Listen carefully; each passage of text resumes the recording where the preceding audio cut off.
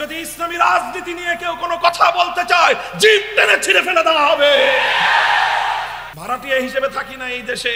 এবার সময় এসেছে একটা বিপ্লবের আর একটা ইনকিলাবের। সে বিপ্লব হবে ইসলামের বিপ্লব।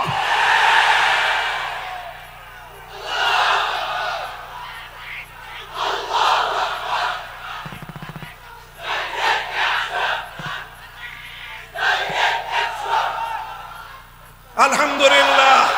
শুনে রাখো, ইসলামের প্রথম থেকে শেষ পর্যন্ত তেলাওয়াতে কিতাবুল্লাহর জন্য মক্তব আর হিফজখানা, তালিমে কিতাবুল্লাহর জন্য মাদ্রাসা, তালিমে হিকমতের জন্য তাবলীগের মেহনত, দাওয়াতুল হকের মেহনত, ইসলামী রাজনীতির মেহনত, তাজকিয়ার জন্য খানকাহের মেহনত, তাসাউফের মেহনত। এই মেহনতগুলোর যে কোনো একটার উপর আঘাত হানার চেষ্টা করলে সে হাত আমরা ভেঙে গুড়িয়ে দেই।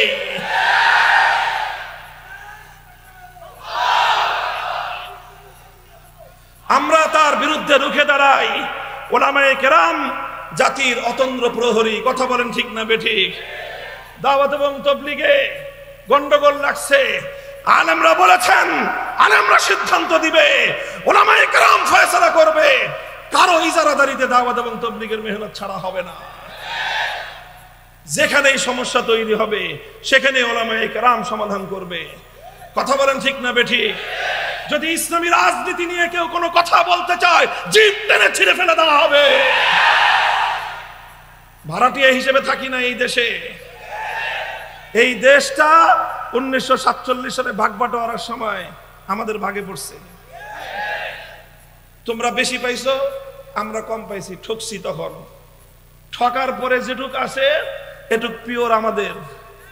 মুসলমানদের জমিন, স্বপ্ন ছিল, অঙ্গীকার ছিল, এই জমিনে আল্লাহর কোরআনের রাজ কায়েম হবে, সংবিধান হবে আল্লাহর কোরআনের সংবিধান, আইন চলবে আল্লাহর আইন। 24 বছর পর্যন্ত পশ্চিম পাকিস্তানি স্বৈরাচারেরা গাদ্দারি করেছে। 71 সাল থেকে 2024 সাল 54 বছর পর্যন্ত আমার বাংলাদেশের স্বদেশী শাসক গোষ্ঠী গাদ্দারি করেছে। 78 বছর পর্যন্ত বিশ্বাসঘাতকতা দেখেছি। এবার সময় এসেছে একটা বিপ্লবের আর একটা ইনকিলাবের। সে বিপ্লব হবে ইসলামের বিপ্লব।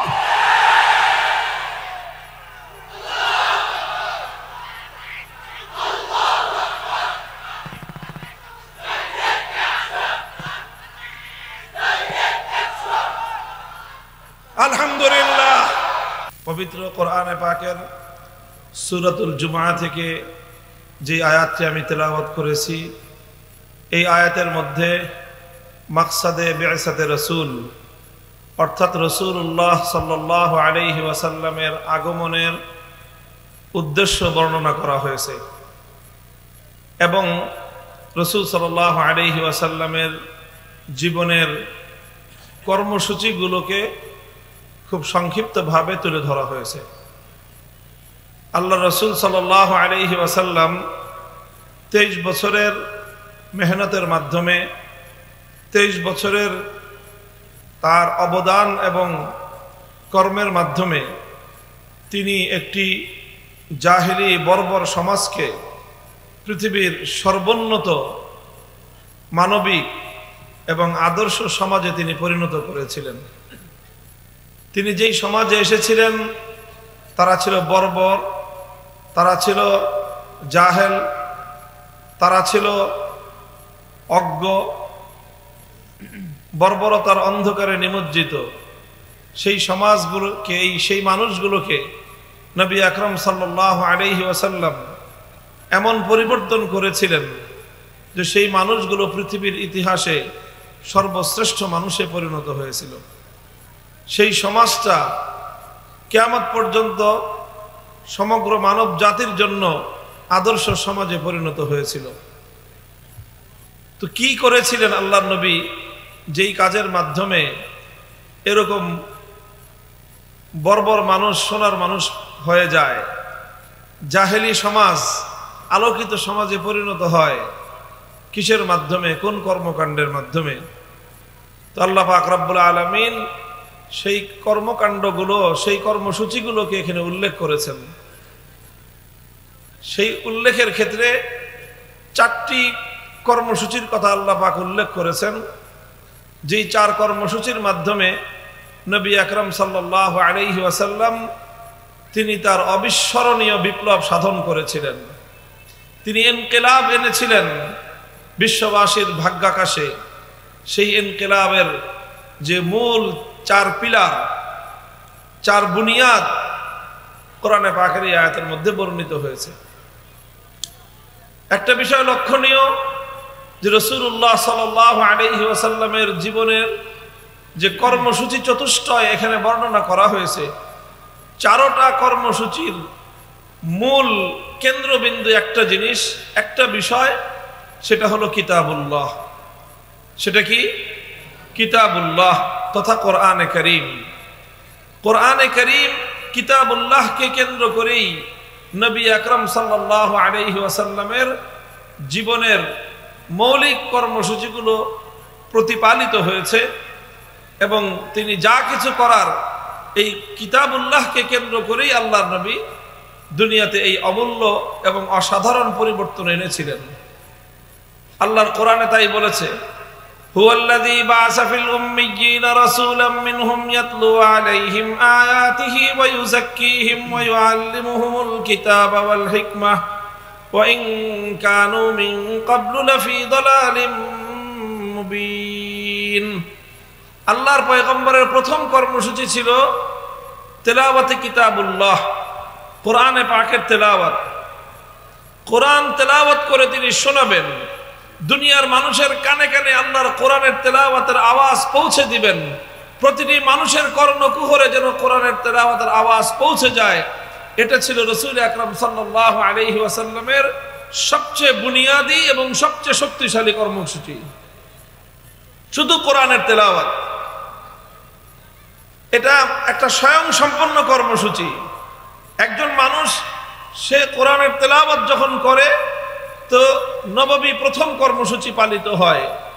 রাসূল সাল্লাল্লাহু আলাইহি ওয়াসাল্লামের প্রথম কাজই ছিল যে মানুষ অর্থ বুঝুক বা না বুঝুক, মর্ম বুঝুক বা না বুঝুক, ব্যাখ্যা বুঝুক বা না বুঝুক, শুধুমাত্র কোরআনে পাকের তেলাওয়াত, এটাই ছিল রাসূল সাল্লাল্লাহু আলাইহি ওয়াসাল্লামের প্রথম কর্মসূচি।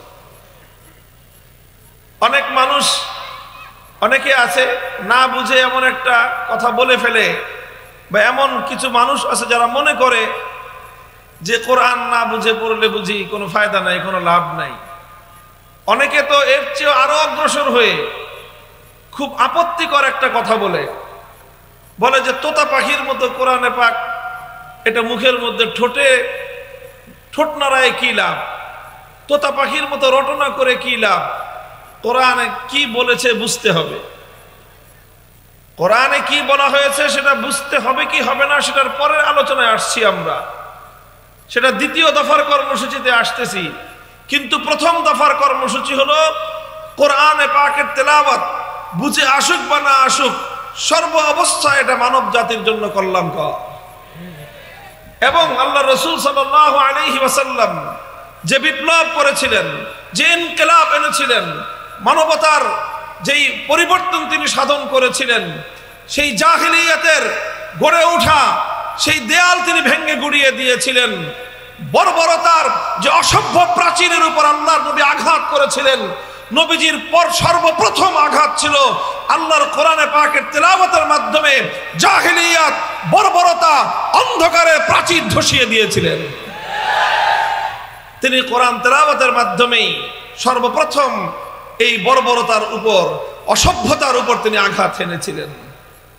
যারা মনে করে যে কোরআনে পাক তেলাওয়াত না বুঝে, অর্থ না বুঝলে তেলাওয়াত করে লাভ নেই, তারা মূলত কোরআনে পাককে, কোরআনে কারীমকে অন্য আর সাধারণ 10টা কিতাবের মতো মনে করেছে। দুনিয়ার সাধারণ কিতাব না বুঝে পড়লে কোনো লাভ নাই, সাধারণ বইপত্র না বুঝে পড়লে লাভ নাই। কেউ যদি কবিতা পড়ে না বুঝে পড়লে কবিতার স্বাদ পাবে না। কেউ যদি গল্প পড়ে, গল্পের বই পড়লো, না বুঝে পড়লো, গল্পের মর্ম বুঝবে না। কেউ যদি উপন্যাস পড়ে, উপন্যাসের অর্থ যদি না বুঝে, চরিত্রগুলোকে সে ধারণ করতে পারবে না। কেউ যদি সাহিত্যের কিতাব না বুঝে পড়ে, সাহিত্যের রস সে পাবে না। কেউ যদি দর্শনের কি বই না বুঝে পড়ে দর্শন শাস্ত্র সে বুঝতে পারবে না। কেউ যদি বিজ্ঞানের বই না বুঝে পড়ে বিজ্ঞান সম্পর্কে ধারণা সে পাবে না। কেউ যদি মেডিকেল সায়েন্সের বই না বুঝে পড়ে ডাক্তার হতে পারবে না। পৃথিবীর সকল বিষয়ের বই বুঝে পড়লে লাভ আছে, না বুঝে পড়লে লাভ নাই। এক্সেপ্ট আল কোরআন, একমাত্র গ্রন্থ পৃথিবীতে কোরআনে পাক, বুঝে পড়লেও লাভ আছে, না বুঝে পড়লেও শুধু কোরআনের তেলাওয়াত একজন মানুষের বদ্ধ দুয়ার, হৃদয়ের বদ্ধ দুয়ার খুলে তার হৃদয়ে হেদায়েতের আলো প্রজ্বলিত করবে। ইয়াতলু আলাইহিম আয়াতিহি, এই জন্য আল্লাহর রাসূল মুহাম্মদ আরবি সাল্লাল্লাহু আলাইহি ওয়াসাল্লামকে আল্লাহ পাক রব্বুল আলামিন প্রথম যেই কর্মসূচি দিয়ে প্রেরণ করেছেন সেটা হলো, গো আল্লাহর নবী, আপনি এই জাহেলি সমাজে, এই বর্বর সমাজে হাজার বছরের অন্ধকারের এই কুহেলিকা ভেদ করবার জন্য আপনি কোরআন তেলাওয়াতের গুঞ্জরণ উঠান। কোরআন তেলাওয়াত গুঞ্জরিত হতে থাক, মানুষের কানে কানে আল্লাহর কোরআনের তেলাওয়াতের আওয়াজ পৌঁছতে থাকুক। এইভাবে যখন মানুষের কর্ণকুহর দিয়ে আল্লাহর কোরআনের তেলাওয়াত পৌঁছতে থাকলো, এই কোরআন কানের মধ্যে ঢুকে, কানের মধ্যে বসে থাকে নাই, কান দিয়ে ঢুকে মানুষের হৃদয়ের বদ্ধ দুয়ারে গিয়ে কড়া নেড়েছে। আর অসংখ্য মানুষ শুধুমাত্র আল্লাহর কোরআনের তেলাওয়াত শুনেই হেদায়েত লাভ করেছেন। হযরত আবু বকর রাদিয়াল্লাহু আনহু তিনি একবার মক্কা থেকে খুব বিরক্ত হয়ে চলে যাচ্ছেন, রাগান্বিত হয়ে যে মক্কায় আর থাকবেন না। রাস্তায় এক লোকের সাথে দেখা, একজন সর্দার, প্রভাবশালী একজন মানুষ, ইবনুদ দাগিনা তার নাম। তিনি এসে বললেন, আবু বকর কোথায় যান আপনি? বলে যে না, আমি আর মক্কায় থাকবো না, মক্কার মানুষ আমাকে অনেক অত্যাচার করেছে, ত্যক্ত বিরক্ত করে আমাকে একেবারে শেষ করে দিয়েছে, আর মক্কায় থাকা যাবে না, আমি চলে যাচ্ছি অন্য কোথাও। ইবনুদ দাগিনা বললেন যে না আবু বকর, আপনার মতো একজন মানুষ মক্কা ছেড়ে চলে যেতে পারে না। আপনি হলেন এমন একজন মানুষ যার বৈশিষ্ট্যই হলো মানুষের উপকার করা, মানুষের দুঃখের সময় তার পাশে দাঁড়ানো, অভাবী মানুষকে সাহায্য করা আপনার কাজ। আপনার মধ্যে এরকম সোনার মানুষ যদি মক্কা থেকে চলে যায়, এটা মক্কাবাসীর জন্য কলঙ্ক হবে, মক্কার দুর্নাম হবে যে মক্কার লোকেরা সব দুষ্ট। আবু বকরের মতো একজন সোনার মানুষকে তারা তাদের কাছে রাখতে পারে নাই। কাজে এই জন্য আপনি যায়েন না, চলেন দেখি কি সমস্যা, আমি আপনার সমস্যার সমাধান করে দেব। ইবনুদ দাগিনা আবু বকর রাদিয়াল্লাহু আনহুকে নিয়ে মক্কায় ফিরে আসলেন। ফিরে এসে মক্কাবাসীদেরকে ডাকলেন, বলেন কি ব্যাপার, তোমরা আবু বকরের মতো এরকম একজন মোমের মতো নরম মানুষ, সোনার মতো সুন্দর মানুষ, এই মানুষটাকে তোমরা উত্ত্যক্ত করতে করতে আজকে মক্কা থেকে সে চলে যাওয়ার উপক্রম, ঘটনা কি? তখন মক্কার লোকেরা বলল যে দেখেন আবু বকর মানুষ তো ভালো, মানুষ তো ভালো, কিন্তু সে যেই সব কাজ করে এগুলো তো আমরা মানতে পারি না। সে অনেক কিছু করেছে, সে আমাদের বাপদাদার ধর্ম ত্যাগ করে মুহাম্মদের ধর্ম গ্রহণ করেছে সাল্লাল্লাহু আলাইহি ওয়াসাল্লাম। আমরা না হয় এটাও মেনে নিলাম। সে সেই মুহাম্মদের ধর্ম প্রচার করে, আমরা না হয় সেটাও মেনে নিলাম। সে মুহাম্মদের উপর নাজিলকৃত কিতাব এটা সে তেলাওয়াত করে, আমরা না হয় সেটাও মেনে নিলাম। কিন্তু কথা হলো যে সে যদি মক্কায় থাকতে হয় আমাদের একটা শর্ত মানতে হবে। কি শর্ত? বলে যে সে যে কোরআন তেলাওয়াত করে ঘরের বারান্দায় দাঁড়ায়, এই ঘরের বারান্দায় তেলাওয়াত করতে পারবে না, তার তেলাওয়াত করতে হবে ঘরের ভিতরে। তেলাওয়াত যত ইচ্ছা তত করুক, কিন্তু ঘরের ভিতরে দরজা জানলা বন্ধ করে দিয়ে কোরআন তেলাওয়াত করতে হবে। কেন ভাই, কি সমস্যা? ঘরের মালিক আবু বকর, বারান্দার মালিকও তা সে নিজেই, তো সে কোরআন তেলাওয়াত করবে, ঘরের ভিতরে করবে না বারান্দায় করবে, তাতে তোমাদের সমস্যা কি? না, আমাদের সমস্যা আছে। কি সমস্যা? বলে যে আবু বকর সিদ্দিক যখন কোরআনে পাকের তেলাওয়াত করতে আরম্ভ করে, আবেগ মাখা কণ্ঠে যখন উন্মুক্ত বারান্দায় দাঁড়িয়ে, উঠোনের উপর দাঁড়িয়ে আল্লাহর কালামুল্লাহ যখন আবু বকর সিদ্দিক তেলাওয়াত করতে আরম্ভ করেন, তখন এই আবু বকরের আবেগ মাখা কণ্ঠের তেলাওয়াতের মধ্যে এমন মন্ত্রমুগ্ধের মতো জাদু মাখানো এই তেলাওয়াত মানুষের হৃদয়গুলোকে এমন ভাবে আকৃষ্ট করতে থাকে, লোহাকে যেরকম চুম্বক তার নিজের দিকে টানতে থাকে, আবু বকরের কোরআনের তেলাওয়াত গোটা মক্কার সমস্ত মানুষগুলোকে তার দিকে এইভাবে আকর্ষণ করতে থাকে। আমরা ঘরগুলোর শিশুদেরকে পর্যন্ত বেঁধে রাখতে পারি না। সব বাধা মারিয়ে, সমস্ত প্রতিবন্ধকতাকে উপেক্ষা করে আমাদের ঘরগুলো থেকে ছোট ছোট বাচ্চারা পর্যন্ত আবু বকরের কোরআন তেলাওয়াত শোনার জন্য তার বাড়ির পাশে গিয়ে ভিড় জমায়। আমরা এটা বরদাস্ত করতে পারবো না যে আবু বকর এইভাবে মক্কার মধ্যে থেকে তেলাওয়াতে কোরআনের মাধ্যমে সে আমাদের গোটা সমাজ ব্যবস্থাকে ভেঙে চুরে খান খান করে দিবে, আমাদের এত চেষ্টাকে সে বরবাদ করে দিবে। আমরা তো এটা মানতে পারি না। মুহতারাম হাজিরিন, এই ঘটনা প্রমাণ করে যে আল্লাহর কোরআনের তেলাওয়াতের ইফেক্টিভনেস কত, এর প্রভাব কত। আল্লাহর কসম খেয়ে বলি, শুধুমাত্র কোরআনে পাকের তেলাওয়াত পৃথিবীতে এমন শক্তি রাখে, এই আসমান এবং জমিনের মধ্যে আর কোনো কিছুর মধ্যে সেই শক্তি নাই।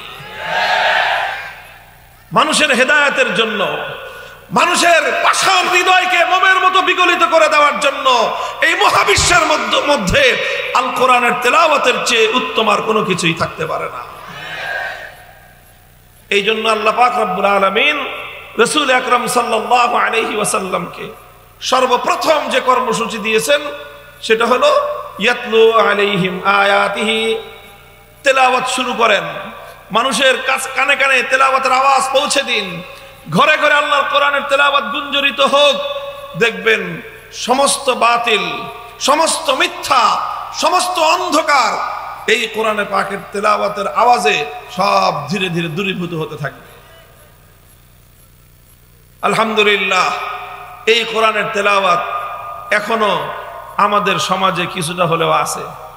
আছে না নাই? কিসের মাধ্যমে আছে? আমাদের সমাজে বর্তমানে কোরআনে পাকের এই তেলাওয়াত জিন্দা আছে আমাদের বিশেষভাবে সবচেয়ে বেশি এই কওমি মাদ্রাসাগুলোর মক্তব এবং হেফজখানার মাধ্যমে। মক্তব এবং হেফজখানার মাধ্যমে। মক্তবে আমরা মুসলমানদের ছোট ছোট বাচ্চাদেরকে কোরআনের তেলাওয়াতের নাজরা শিক্ষা দেই, দেখে পড়তে পারে। হিফজখানায় এই কোরআনে পাকের তেলাওয়াতকে এক একটা বাচ্চার হৃদয়ের মধ্যে, কচি হৃদয়ের মধ্যে খোদাই করে দেওয়া হয়। আর এভাবে এই সকল বাচ্চারা মুসলিম সমাজে বিচরণ করতে থাকে, মুসলমানদের ঘরে ঘরে তারা চলতে থাকে, তাদের মুখে মুখে আল্লাহর কোরআন উচ্চারিত হতে থাকে। আর এভাবে কোরআনের তেলাওয়াতের মাধ্যমে মুসলিম সমাজের মধ্যে আলো বিকিরণ হতে থাকে। কথা বলেন ঠিক না বেঠিক? তবে এখনো সমাজের বিশাল একটা অংশ কোরআনের তেলাওয়াতের এই নূর থেকে বঞ্চিত রয়ে গেছে। আমাদের আরো চেষ্টা করতে হবে। কথা বলেন ঠিক না বেঠিক? আমরা এখন বাংলাদেশে বিশেষ করে 5ই আগস্টের এই বিপ্লবের পর এখন তো আমরা এই কথা খুব জোরালো ভাবেই বলতে পারি এবং বলি, এই যে রাষ্ট্রীয় খরচে, সরকারি খরচে এই যে প্রাইমারি স্কুলগুলো যে চলে, এই প্রাইমারি স্কুলগুলো চলে আমাদের মুসলমানদের ট্যাক্সের পয়সায়। আমাদের ট্যাক্সের পয়সা দিয়ে প্রাইমারি স্কুলগুলোতে এর যাবতীয় খরচ, দালান কোঠা, শিক্ষক শিক্ষিকাদের বেতন, যাবতীয় সব খরচ হয় জনগণের ট্যাক্সের পয়সায়। সেই ট্যাক্সের পয়সা দিয়ে সেখানে পড়াশোনাও করে আমাদের বাচ্চারা, আমাদের ছেলেরা, আমাদের মেয়েরা প্রাইমারি স্কুলগুলোতে পড়ে। আর সেই প্রাইমারি স্কুলগুলোতে আমাদের বাচ্চাদেরকে আমাদের পয়সা দিয়ে বাংলা পড়ানোর জন্য টিচার আছে, ইংলিশ পড়ানোর টিচার আছে, অঙ্ক পড়ানোর টিচার আছে, ম্যাথমেটিক্স পড়ানোর টিচার আছে, তাদেরকে আবার সেই বিজ্ঞান পড়ানোর টিচার আছে, তারপরে তাদেরকে পিটি করানোর টিচারও আছে। ইদানিং আবার শোনা যেতেছে তাদেরকে নৃত্য শেখানোর জন্য, নাচ গান শেখানোর জন্য নাকি নৃত্যের টিচারও নিয়োগের একটা সুর শোনা যেতেছে। জানি না এই সুর যদি বাস্তবায়ন হয় তাহলে বাংলাদেশে যে কোন আগুন লাগবে আমার জানা নাই। সবকিছু শেখানো হবে আর সরকারি খরচে আমার সন্তানদের জন্য আল্লাহর কোরআনের তেলাওয়াতের শিক্ষার ব্যবস্থা থাকতে পারে না। এই দৃশ্য বেশি দিন বরদাস্ত করা যাবে না।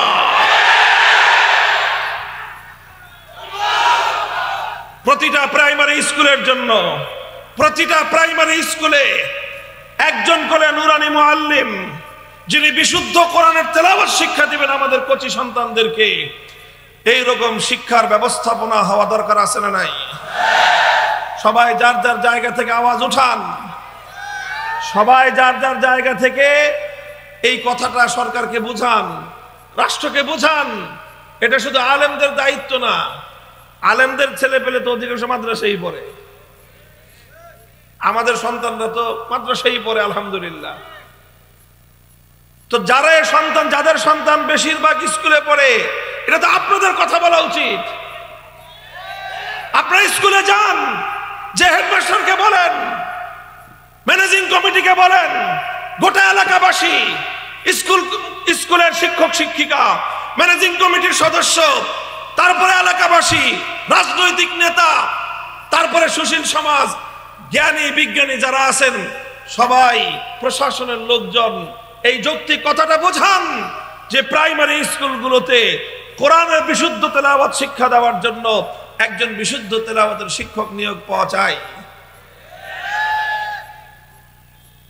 এইভাবে যদি কোরআনের তেলাওয়াতটাকে যদি ব্যাপক করা যায় জাতির মধ্যে, তাহলে ইনশাআল্লাহ জাতির অন্ধকার, জাতির মধ্যকার অসভ্যতা, বর্বরতা, কুফরি, শিরকি, নাস্তিকতা অনেকাংশেই দূরীভূত হয়ে যাবে ইনশাআল্লাহ। তাহলে কোরআনে পাক তেলাওয়াত এটা হলো প্রথম কর্মসূচি।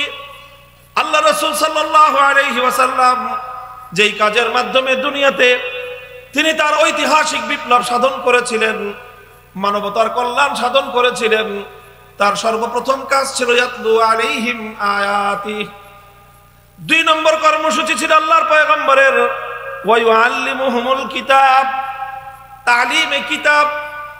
তালিমে কিতাবের অর্থ হলো যেই কিতাবুল্লাহ, যেই কোরআনে পাকের তিনি তেলাওয়াত করলেন প্রথম কর্মসূচির মাধ্যমে, এবার দ্বিতীয় কর্মসূচি হলো সেই কোরআনটাকে মানুষকে বোঝান, কোরআনের মর্ম বুঝান, কোরআনের ব্যাখ্যা বুঝান, কোরআনের তাফসীর বুঝানো।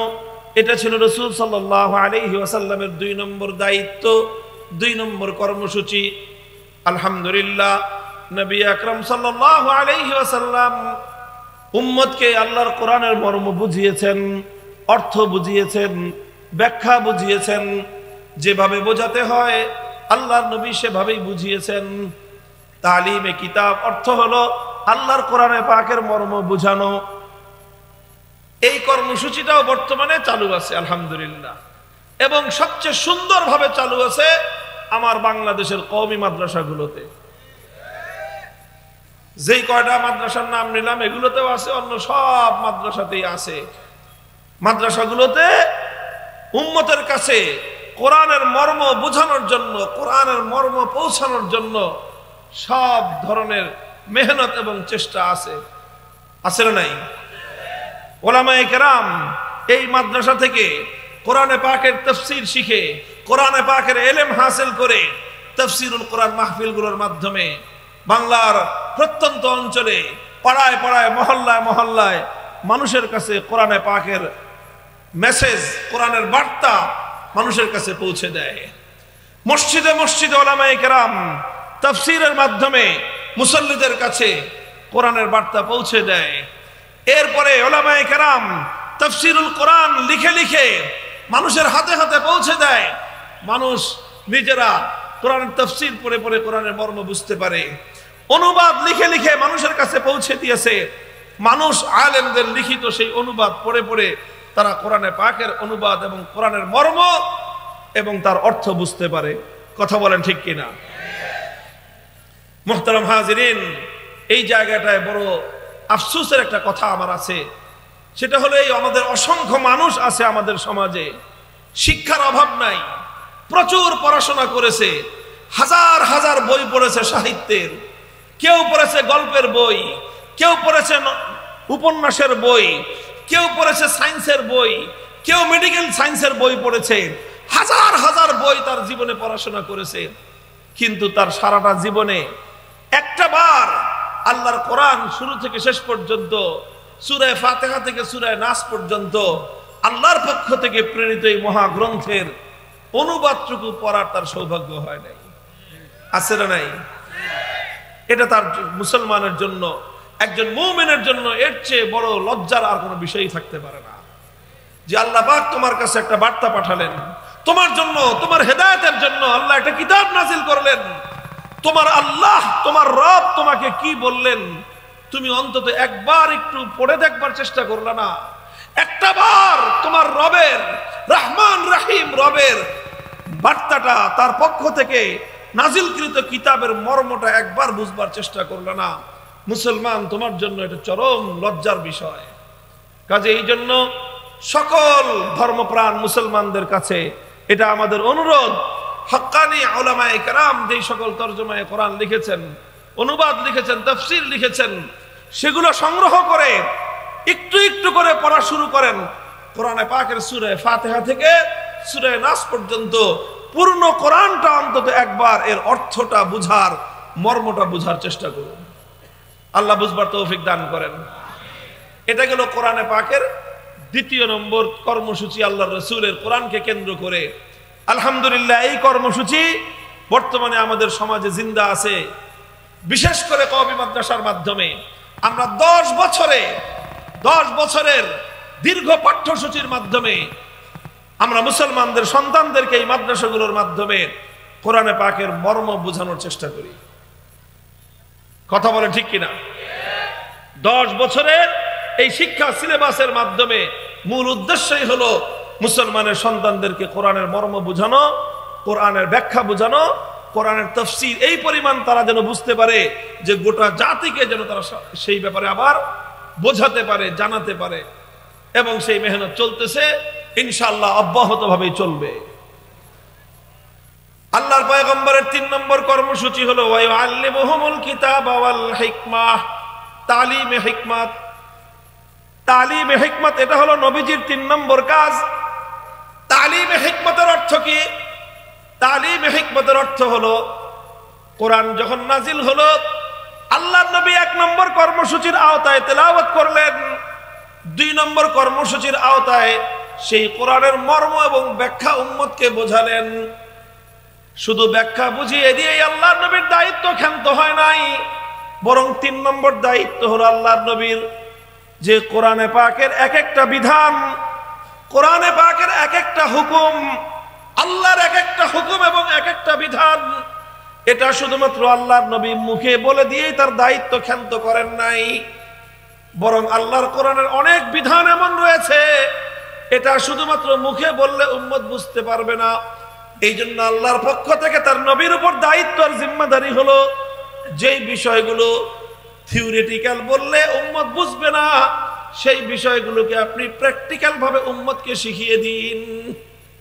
এর অর্থ হলো কোরআনে পাকের প্র্যাকটিক্যাল এক্সপ্লেনেশন।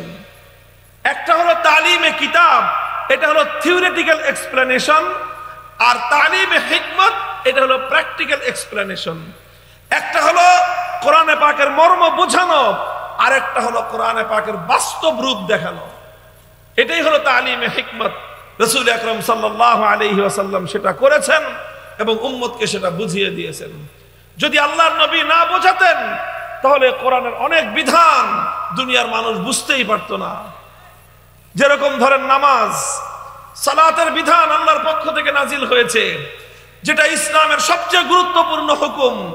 ঈমানের পরে সবচেয়ে গুরুত্বপূর্ণ বিধান হলো নামাজের বিধান। এই নামাজের বিধান যদি আল্লাহর নবী শুধু বলে দিতেন, দুনিয়ার মানুষ শুনে শুনে আল্লাহর নবীর মতো কোরআনের হুকুম পালন করতে পারতো না। দুনিয়ার মানুষ শুনে শুনে আল্লাহর কোরআনের বিধান, নামাজের বিধানটাই পালন করতে পারতো না। এই জন্য নবী আকরাম সাল্লাল্লাহু আলাইহি ওয়াসাল্লাম কি করেছেন? আল্লাহর নবী উম্মতকে একত্রিত করেছেন। একত্রিত করে তারপরে তাদের সামনে আল্লাহর নবী নিজে নামাজ পড়ে দেখিয়ে দিয়েছেন, রুকু করে দেখিয়েছেন, সিজদা করে দেখিয়েছেন, তাহরিমা বেঁধে দেখিয়েছেন, সালাম ফিরায়ে দেখিয়ে দিয়েছেন।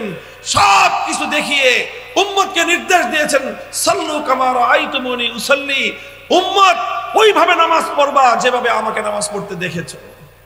প্র্যাকটিক্যাল শিক্ষা দিয়েছেন। প্র্যাকটিক্যাল, যারা সাধারণ শিক্ষা ব্যবস্থায় পড়াশোনা করেছেন তারা বিষয়টা ভালো করে বুঝবেন। অনেক সাবজেক্ট আছে জেনারেল শিক্ষায়, এগুলো প্র্যাকটিক্যাল করা ছাড়া বোঝা যায় না। যে সকল স্কুলে বিজ্ঞান বিভাগ আছে, বিজ্ঞান বিভাগের যদি আপনি এই যে কেমিস্ট্রি সাবজেক্ট, এটা যদি প্র্যাকটিক্যাল না করানো হয় বাচ্চারা বুঝবে না। মেডিকেল সায়েন্স তো কিছুই বুঝবে না। ডাক্তাররা যে মেডিকেল সায়েন্সে স্টুডেন্টদেরকে পড়ায় শুধুমাত্র লেকচার দিয়ে ছেড়ে দেয় না, শুধুমাত্র বই পড়ায় দিয়ে ছেড়ে দেয় না, বরং প্রত্যেকটা সাবজেক্টের উপর টিচাররা, শিক্ষক শিক্ষিকাগণ তারা ছাত্রদেরকে, স্টুডেন্টদেরকে লেকচার দেন, বই পড়তে দেন, নোট দেন, পাশাপাশি প্রত্যেকটা বিষয়ের উপর ল্যাবরেটরিতে নিয়ে তাদেরকে প্রত্যেকটা বিষয়ে হাতে কলমে প্র্যাকটিক্যাল শিক্ষা দেন। সেখানে মানব দেহের মাথা থেকে পা পর্যন্ত প্রত্যেকটা অঙ্গ প্রত্যঙ্গের বিস্তারিত ডিটেলস আছে, তার নমুনা আছে, সবগুলো বিষয় তাদেরকে হাতে কলমে শিক্ষা দেওয়া হয়। এই জন্য মেডিকেল সায়েন্স এটা এমন একটা বিজ্ঞান যে এটা শুধু থিওরি পড়ে কোনোদিন কোনো মানুষ ডাক্তার হতে পারবে না যতদিন পর্যন্ত সে প্র্যাকটিক্যাল না শিখবে। মেডিকেল সায়েন্স যতটা প্র্যাকটিক্যাল সাবজেক্ট, আল্লাহর কোরআন তার চেয়ে বেশি প্র্যাকটিক্যাল সাবজেক্ট। আবার বলছি, মেডিকেল সায়েন্স যতটা প্র্যাকটিক্যাল সাবজেক্ট, কোরআনে পাক তার চেয়ে বেশি প্র্যাকটিক্যাল সাবজেক্ট। এই জন্য মেডিকেল সায়েন্স যেভাবে টিচারদের কাছ থেকে, অভিজ্ঞ ডাক্তারদের কাছ থেকে হাতে কলমে না শিখলে কেউ কোনোদিন ভালো ডাক্তার হতে পারে না, ঠিক তদ্রূপ হাক্কানি উলামায়ে কেরামের কাছ থেকে হাতে কলমে আল্লাহর কোরআনের বিধানগুলো না শিখলে কোনোদিন কোনো মানুষ পরিপূর্ণভাবে কোরআনের বিধানের উপর আমল করতে পারবে না। এই জন্য রাসূল সাল্লাল্লাহু আলাইহি ওয়াসাল্লামের 3 নম্বর দায়িত্ব, খুবই গুরুত্বপূর্ণ দায়িত্ব, যে নবী শুধু কোরআন তেলাওয়াত করে দিলেই আপনার দায়িত্ব শেষ নয়। কোরআনে শুধু তাফসীর শোনায় দিলেন, ব্যাখ্যা শোনায় দিলেন, এতেই আপনার দায়িত্ব শেষ নয়, বরং যেটার ব্যাখ্যা শোনালেন, যেটার মর্ম বোঝালেন, এবার সেটাকে প্র্যাকটিক্যাল করে দেখায় দিতে হবে যে কোনটা কিভাবে বাস্তবায়ন করতে হয়। আল্লাহর নবী নামাজের বিধান বাস্তবায়ন করে দেখায় দিয়েছেন। রোজা আল্লাহর নবী রেখেছেন, রোজার প্রত্যেকটা মাসালা প্র্যাকটিক্যাল বুঝিয়েছেন। আল্লাহর নবী যাকাতের বিধান প্র্যাকটিক্যাল বাস্তবায়ন করিয়েছেন। এভাবেই হজ আল্লাহর নবী নিজের জীবদ্দশায় সমস্ত সাহাবীদেরকে নিয়ে হজ করে হজের প্র্যাকটিক্যাল আমলগুলোকে তাদেরকে শিখিয়ে দিয়েছেন। ঠিকভাবে জিহাদের ময়দানে গিয়ে আল্লাহর নবী প্র্যাকটিক্যালি জিহাদ করে উম্মতকে জিহাদের সঠিক শিক্ষা এবং তালিম দিয়েছেন। প্রতিটা বিষয় আল্লাহর নবী প্র্যাকটিক্যাল ভাবে তালিম দিয়েছেন। শুধু এক্ষেত্রেই নয়, শুধু ব্যক্তিগত জীবনে নয়, পারিবারিক জীবন বলেন, রাষ্ট্র জীবন বলেন, সেখানে আল্লাহর নবী আল্লাহর কোরআনের এক একটা বিধানকে প্র্যাকটিক্যাল করে দেখিয়েছেন। হাদিসের কিতাবের মধ্যে বর্ণিত হয়, আল্লাহর নবী যেদিন মক্কা বিজয় করলেন, মক্কা বিজয়ের পরে মক্কার মধ্যে একটা ঘটনা সংঘটিত হলো, অপরাধ। কিসের অপরাধ? চুরির অপরাধ। চুরি হলো, চোর ধরা পড়লো। চোর সাধারণ কোনো মানুষ নয়, একজন মহিলা মানুষ, সাধারণ কোনো মহিলা নয়, সম্ভ্রান্ত একজন মহিলা। বনু মখজুম আরবের একটা অতি উচ্চ মর্যাদা সম্পন্ন বংশ, সেই পরিবারের মেয়ে হলো বনু মখজুমের মেয়ে, নাম হলো তার ফাতেমা। এই পরিবারটা হলো সেই পরিবার যেই পরিবারে আল্লাহর নবীর দাদির জন্ম হয়েছিল, অর্থাৎ নবীজির বাবার মামুর বাড়ি, আল্লাহর নবীর সঙ্গে ব্লাড কানেকশন যাদের। তো সেই পরিবারে যখন মেয়েটা ধরা পড়লো, ফাফাজিআ কওমুহা ইলা উসামা ইবনে যাইদিন, তখন তার গোটা সম্প্রদায় তারা আতঙ্কগ্রস্ত হয়ে পড়লো যে এখন তো কোরআনের বিধান বাস্তবায়ন যদি হয়, মেয়েটার হাত কাটা যাবে, পুরো বংশের নাক কাটা যাবে। কারণ যখন তার হাত কাটা যাবে, মানুষ জিজ্ঞাসা করবে এই মেয়েটা কোন বংশের, জবাব আসবে বনু মখজুমের। তখন মানুষ বলবে হায় হায়, এত সম্ভ্রান্ত বংশের নারীরা চুরি করে, তাহলে আমাদের বংশের মান সম্মান ধুলোয় মিশে যাবে। এই জন্য তারা তদবির করা শুরু করলো, যেভাবেই হোক এই হাত কাটাটাকে ঠেকাতে হবে। কিভাবে করা যায়? তারা আল্লাহর নবীর খুব কাছের একজন মানুষ, নবীজির অত্যন্ত প্রিয় ভাজন, আস্থাভাজন, নবীজির স্নেহ ভাজন সম্পর্কে আল্লাহর নবীর নাতি হয়, পালক পুত্র যায়েদ ইবনে হারেসার ছেলে উসামা। তার কাছে এসে তারা বলল যে ভাই, তোমার দাদার কাছে গিয়ে একটু বলো মেয়েটার জন্য হাত না কাটা হয়, কারণ মেয়েটা ওনার রক্তের সম্পর্ক, ওনার দাদির পরিবারের মেয়ে, কাজে উনি যেন বিষয়টা একটু ম্যানেজ করে দেয়। উসামা রাদিয়াল্লাহু আনহু বুঝতে পারলেন না বিষয়টার গভীরতা। তিনি সহজ সরল মনে আল্লাহর নবীর কাছে গেলেন, গিয়ে তিনি সুপারিশ করলেন। সুপারিশ করতে দেরি, ফাতালাওয়ানা ওয়াজহু রাসূলিল্লাহি সাল্লাল্লাহু আলাইহি ওয়াসাল্লাম, আল্লাহর নবীর চেহারার রং বদলে গেল, লাল টুকটকে হয়ে গেল। নবীজি রাগে থরথর করে কাঁপতে থাকলেন। উসামাকে এক ধমক দিলেন, আতাশফাউ ফি হাদ্দিন মিন হুদুদিল্লাহ। উসামা, কত বড় দুঃসাহস তোমার! আমি আল্লাহর কোরআনের বিধান বাস্তবায়ন করব, আর তুমি সেই বিধান বাস্তবায়নের ক্ষেত্রে বাধা দেওয়ার জন্য তদবির করতে এসেছো। খবরদার, ভবিষ্যতে আর কোনোদিন যেন তোমার এই তদবিরের মধ্যে না দেখি আমি। উসামা ধমক খেয়ে চলে গেলেন। নবীজি বুঝতে পারলেন খালি উসামাকে একা ধমকাইলে তো হবে না, ও তো ছোট মানুষ, বালক মানুষ, না বুঝে শুনে আসছে, কিন্তু ওর পিছনে তো অন্য মানুষরা আছে, ওর পিছনে আমার গোষ্ঠীর লোক, ওর পিছনে আমার দাদির বাড়ির লোকজন, যারা ওকে আমার কাছে পাঠিয়েছে। কাজেই সংশোধন তো শুধু উসামার একা করলে হবে না, গোটা মক্কাবাসীর সংশোধন করতে হবে। ফালাম্মা কানাল আশিয়্যু কাম রাসূলুল্লাহ সাল্লাল্লাহু আলাইহি ওয়াসাল্লাম, বুখারী শরীফের হাদিস, বিকাল বেলা আসরের নামাজ পড়ে আল্লাহর নবী পবিত্র বাইতুল্লাহর সামনে দাঁড়ালেন। কাবার চত্বরে গোটা মক্কার মানুষ একত্রিত হয়েছে। আল্লাহর নবী তাদেরকে লক্ষ্য করে ভাষণ দিলেন। দুনিয়ার মানুষ বিজয়ের পরে দুনিয়ার অনেক বড় বড় নেতা নেত্রীরা ভাষণ দেয়, আর আল্লাহর নবীও মক্কা বিজয়ের পর জাতির উদ্দেশ্যে ভাষণ দিয়েছিলেন। নবীর বক্তব্যই কিয়ামত পর্যন্ত সমস্ত নেতা কর্মীদের জন্য সর্বোত্তম আদর্শ রয়েছে।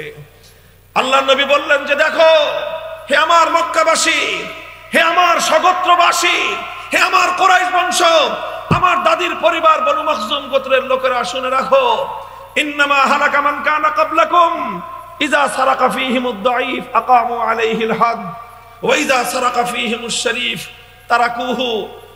তোমাদের পূর্বেকার অনেক জাতি ধ্বংস হয়ে গেছে, আল্লাহ তাদেরকে আযাব গজব দিয়ে ধ্বংস করে দিয়েছেন।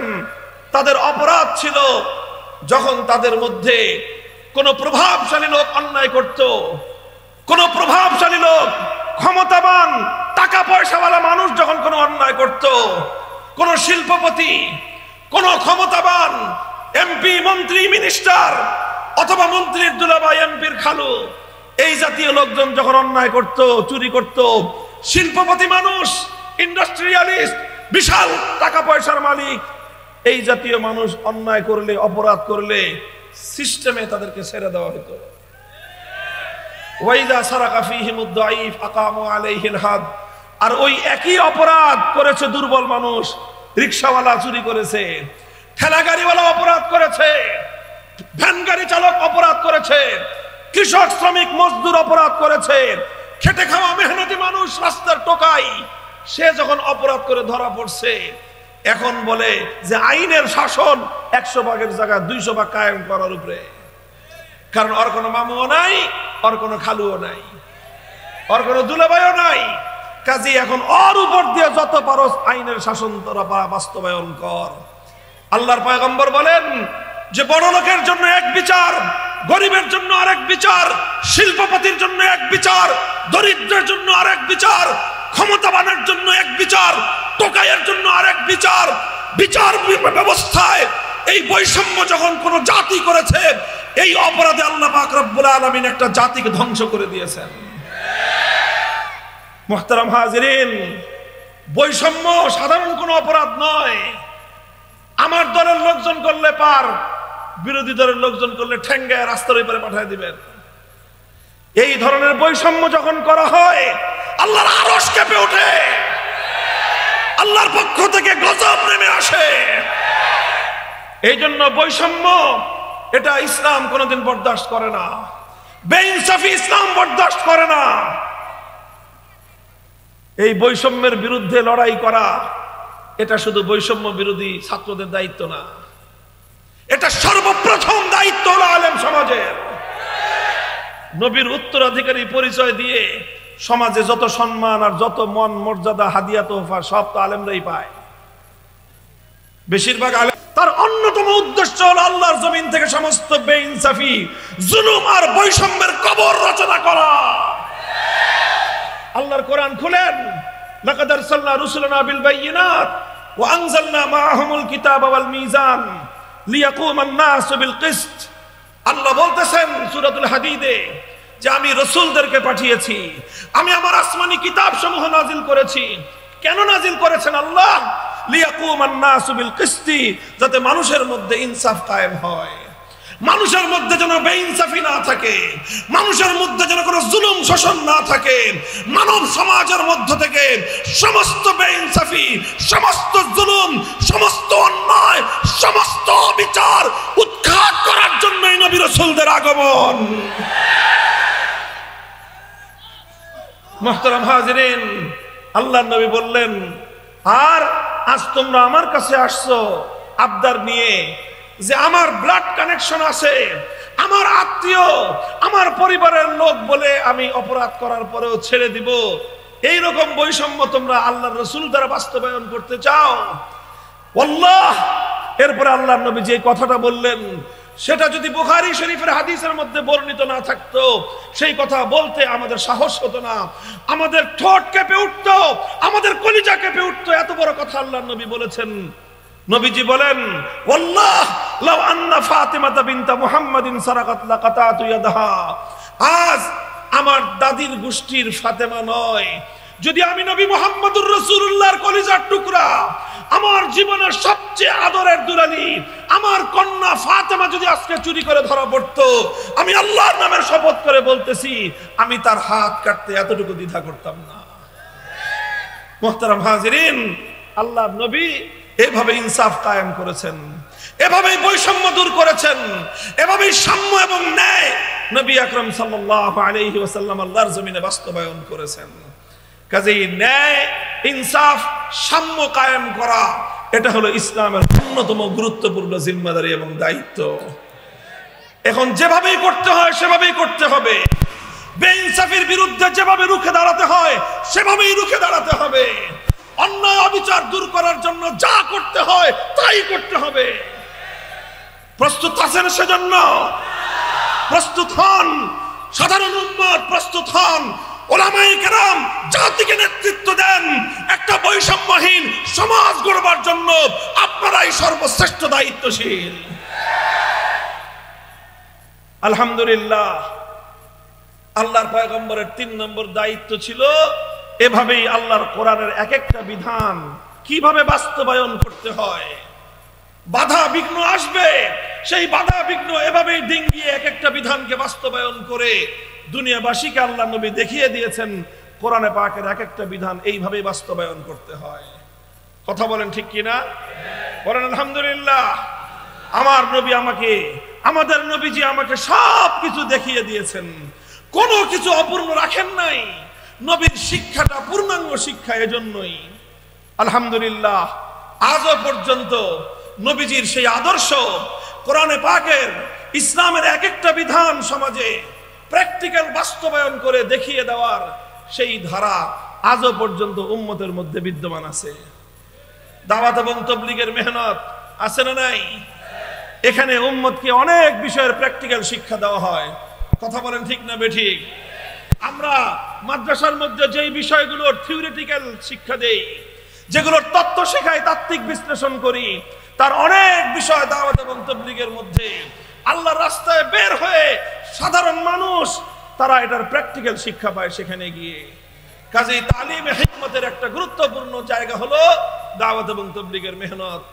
কাজেই যখন তাবলীগের মেহনতের মধ্যে সমস্যা তৈরি হয়, আলেমরা সেখানে যাবেই, সমস্যার সমাধানের জন্য আলেমরা যাবেই। কারণ যদি সমাধান না করা হয় তালিমে হিকমতের বিরাট একটা অধ্যায় নষ্ট হয়ে যাবে। একজন আলেম বেঁচে থাকতে এটা বরদাস্ত করা যায় না। এজন্য কারো কাছে খারাপ লাগুক, কুলমুতু বিগাইজিকুম, তুমি জ্বলতে জ্বলতে জ্বলে পুড়ে মরে যাও, তাতে আমাদের কিছুই আসবে যাবে না। আমরা আমাদের দায়িত্ব পালন করেই যাব। আমরা সমস্যা সমাধান করার জন্য সর্বশেষ মুহূর্ত পর্যন্ত চেষ্টা করবই। ঠিক তেমনি ভাবে আরো কিছু বিষয় আছে যেগুলোর প্র্যাকটিক্যাল শিক্ষা দেওয়ার জন্য মজলিসে দাওয়াতুল হক মেহনত করতেছে। কথা বলেন ঠিক কিনা? ইসলামের অনেক বিষয় প্র্যাকটিক্যাল তালিমের জন্য, তার প্র্যাকটিক্যাল আমলি নমুনার জন্য হযরত ওয়ালা হারদুইয়া আবরারুল হক রাহমাতুল্লাহি আলাইহির মাধ্যমে হাকিমুল উম্মত রাহমাতুল্লাহি আলাইহির এই মেহনতের সিলসিলা চলছে এবং উম্মতের মধ্যে অনেক বিষয়ের, কোরআনের অনেক বিষয়ের প্র্যাকটিক্যাল তালিম এখানে চলে। কথা বলেন ঠিক না বেঠিক? আর কিছু বিষয় আছে যেই বিষয়গুলোতে দাওয়াত এবং তাবলীগের লোকেরাও সাইলেন্ট থাকে। মজলিসে দাওয়াতুল হকের লোকেরা নীরব থাকে, এমন কিছু বিষয় আছে না নাই? নীরব থাকতে হয় কাজের সুবিধার্থেই, নীরব থাকা কাজের সুবিধার্থেই নীরব থাকে। কিন্তু কথা হলো সেই বিষয়গুলি তাহলে বলবে কে?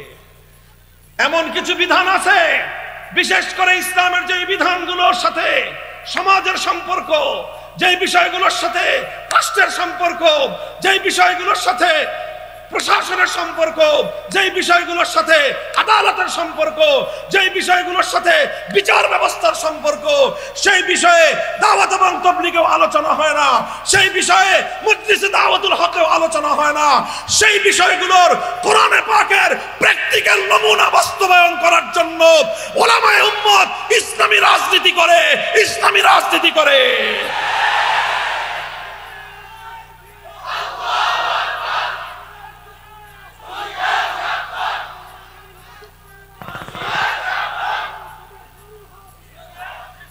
মুহতারাম হাজিরিন, এই জন্য দাওয়াত এবং তাবলীগ এটা যেরকম তালিমে হিকমতের একটা মারকাজ, মজলিসে দাওয়াতুল হক এটা যেরকম তালিমে হিকমতের আরেকটা মেহনত, ঠিক একই ভাবে আসিয়াসাতুল ইসলামিয়া, আসিয়াসাতুশ শরঈয়া, ইসলামী রাজনীতি এটাও ইসলামের অনেক বড় একটা অধ্যায়, যেখানে আল্লাহর কোরআনের অসংখ্য বিধানের প্র্যাকটিক্যাল বাস্তবায়নের জন্য মেহনত আর সংগ্রাম করা হয়। আর এটা গেল ৩ নম্বর কর্মসূচি, ওয়ায়ুআল্লিমুহুমুল কিতাব ওয়াল হিকমা, তালিমে হিকমত। ৪ নম্বর কর্মসূচি হলো ওয়ায়ুযাক্কিহিম, তাজকিয়া। তাজকিয়ার শব্দের অর্থ করা হয় আত্মশুদ্ধি। আত্মশুদ্ধি এটা কি জিনিস? তাজকিয়ার হাকিকত হলো, লক্ষ্য করো ছাত্ররা, ভালো করে বুঝো, তাজকিয়ার হাকিকতটা কি? প্রথম কর্মসূচি ছিল তেলাওয়াতে কিতাবুল্লাহ, কোরআনের তেলাওয়াত, মনে আছে? ২ নম্বর কর্মসূচি ছিল তালিমে কিতাবুল্লাহ, অর্থাৎ কোরআনে পাকের মর্ম এবং ব্যাখ্যা বোঝানো। ৩ নম্বর কর্মসূচি ছিল তালিমে হিকমত, অর্থাৎ শুধুমাত্র থিওরি আর শুধুমাত্র মৌখিক বিশ্লেষণের মাধ্যমেই কোরআনকে পরিপূর্ণ বোঝানো যায় না, বরং কোরআনে পাককে আমল করে দেখিয়ে দিতে হয়। এটার নাম হলো তালিমে হিকমত। আল্লাহ নবী ৩ কাজ করেছেন, তবে শুধুমাত্র প্র্যাকটিক্যাল নমুনা দেখায় দেওয়ার পরেও আল্লাহ নবীর জিম্মাদারি খতম হয় নাই, বরং ৪ নম্বর জিম্মাদারি রয়ে গেছে। আর সেই ৪ নম্বর জিম্মাদারি হলো তেলাওয়াতে কিতাবুল্লাহর মাধ্যমে যেই কোরআনকে তেলাওয়াত করা হয়েছে, তালিমে কিতাবুল্লাহর মাধ্যমে যেই কোরআনকে ব্যাখ্যা করা হয়েছে, তালিমে হিকমতের মাধ্যমে যেই কোরআনকে আমলে পরিণত করা হয়েছে, এবার তাজকিয়ার মাধ্যমে সেই কোরআনকে মানুষের আখলাক এবং চরিত্রে পরিণত করো। এটা আমলের চেয়েও আরো অনেক উন্নত পর্যায়ে চরিত্রে পরিণত করা। দেখেন, একটা কাজ একবার কষ্ট করে করা যায়, একটা কাজ আমলে পরিণত করা আর একটা কাজ চরিত্রে পরিণত করা সমান নয়। কথা বলেন ঠিক না বেঠিক? আপনি ইচ্ছা করে সত্য কথা বললেন, 1 বার 2 বার 3 বার সত্য কথা বললেন, কিন্তু আবার সুযোগ পাইলে মিথ্যা কথা বলেন। তাহলে সত্য কথা যখন বললেন, সত্য কথার উপর আপনার আমল হলো, কিন্তু মাঝে মাঝে আবার মিথ্যা বলেন, তাহলে বোঝা গেল সত্য বলার চরিত্র আপনার হাসিল হয় নাই, এখনো তাজকিয়া হয় নাই, আখলাক আসে নাই। আপনি হয়তো কখনো কারো সামনে বিনয় দেখালেন, আবার আড়ালে গিয়ে আপনি অহংকার প্রকাশ করলেন, তার মানে তাওয়াজু এবং বিনয় আপনার আমলের মধ্যে এসেছে, আখলাকের মধ্যে আসে নাই। তাজকিয়ার অর্থ হলো এই, তাজকিয়ার অর্থ হলো এই যে যেই কোরআনের তেলাওয়াত করেছো, তালিমের মাধ্যমে যেই কোরআনের মর্ম ব্যাখ্যা বুঝিয়েছো, তালিমে হিকমতের মাধ্যমে যেই কোরআনকে তুমি আমলে পরিণত করেছো, এবার তাজকিয়ার মাধ্যমে সেই কোরআনকে তুমি তোমার আখলাকে পরিণত করো। তাজকিয়ার মাধ্যমে পুরা উম্মতের আখলাক কোরআনী আখলাক বানাও, পুরা উম্মতকে কোরআনের চরিত্রের উপর তুমি উঠাও। পুরা উম্মত যখন কোরআনে পাকের আখলাকের উপর আসবে, তখনই আল্লাহর পয়গম্বরের মেহনত চূড়ান্ত সফল হবে। এই তাজকিয়ার মেহনত আছে না নাই? টুটা ফাটা যতটুকু আছে, হক্কানি উলামায়ে কেরাম, মাশায়েখে ইজামের মাধ্যমে, বিশেষ করে তাসাউফ এবং খানকাহি মেহনতের মাধ্যমে উম্মতের এক এক ব্যক্তির চরিত্রের মধ্যে আল্লাহর কোরআনী আখলাক পয়দা করার চেষ্টা করা হচ্ছে। কথা বলেন ঠিক না বেঠিক? যা কিছু বললাম এই সবগুলোর মাধ্যমে ইসলামের কর্মসূচি পূর্ণ হয়। সবগুলোর মাধ্যমে ইসলামের কর্মসূচি পূর্ণ হয়। কাজেই এর যে কোনো একটার মধ্যে যদি কেউ আঘাত করে, শুনে রাখো ইসলামের প্রথম থেকে শেষ পর্যন্ত তেলাওয়াতে কিতাবুল্লাহর জন্য মক্তব আর হিফজখানা, তালিমে কিতাবুল্লাহর জন্য মাদ্রাসা, তালিমে হিকমতের জন্য তাবলীগের মেহনত, দাওয়াতুল হকের মেহনত, ইসলামী রাজনীতির মেহনত, তাজকিয়ার জন্য খানকাহের মেহনত, তাসাউফের মেহনত, এই মেহনতগুলোর যে কোনো একটার উপর আঘাত হানার চেষ্টা করলে সে হাত আমরা ভেঙে গুড়িয়ে দেই।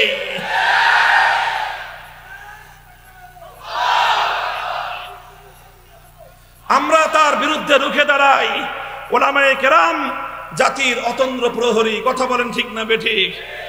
দাওয়াত এবং তাবলীগে গন্ডগোল লাগছে, আলেমরা বলেছেন, আলেমরা সিদ্ধান্ত দিবে, ওলামায়ে কেরাম ফয়সালা করবে। কারো ইজারাদারিতে দাওয়াত এবং তাবলীগের মেহনত ছাড়া হবে না। যেখানেই সমস্যা তৈরি হবে সেখানে ওলামায়ে কেরাম সমাধান করবে। কথা বলেন ঠিক না বেঠিক? যদি ইসলামী রাজনীতি নিয়ে কেউ কোনো কথা বলতে চায়, জিভ টেনে ছিঁড়ে ফেলে দেওয়া হবে। ভাড়াটিয়া হিসেবে থাকি না এই দেশে। এই দেশটা 1947 সালে ভাগ বাটোয়ারার সময় আমাদের ভাগে পড়ছে। তোমরা বেশি পাইছো, আমরা কম পাইছি, ঠকছি। তখন ঠকার পরে যেটুক আছে এটুক পিওর আমাদের। মুসলমানদের জমিন, স্বপ্ন ছিল, অঙ্গীকার ছিল, এই জমিনে আল্লাহর কোরআনের রাজ কায়েম হবে, সংবিধান হবে আল্লাহর কোরআনের সংবিধান, আইন চলবে আল্লাহর আইন। 24 বছর পর্যন্ত পশ্চিম পাকিস্তানি স্বৈরাচারেরা গাদ্দারি করেছে। 71 সাল থেকে 2024 সাল 54 বছর পর্যন্ত আমার বাংলাদেশের স্বদেশী শাসক গোষ্ঠী গাদ্দারি করেছে। 78 বছর পর্যন্ত বিশ্বাসঘাতকতা দেখেছি। এবার সময় এসেছে একটা বিপ্লবের আর একটা ইনকিলাবের। সে বিপ্লব হবে ইসলামের বিপ্লব।